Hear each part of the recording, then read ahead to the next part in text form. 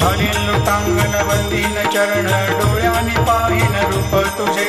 प्रेमे अलंगीन आनंदे पूजिन भावे वाणीन म्हणे नावा त्वमेव माता पिता त्वमेव त्वमेव बंधु सखा त्वमेव त्वमेव विद्या द्रविणं त्वमेव त्वमेव सर्वं मम देवदेव कायेन वाचा मनसेन्द्रियैर्वा बुद्ध्यात्मना वा प्रकृति स्वभावात् करोमि यद्यत् सकलं परस्मै नारायणायति समर्पयामि अच्युतं केशवं रामनारायणं कृष्णदामोदरं वासुदेवं हरिं श्रीधरं माधवं गोपिकावल्लभं जानकीनायकं रामचन्द्रं भजे हरे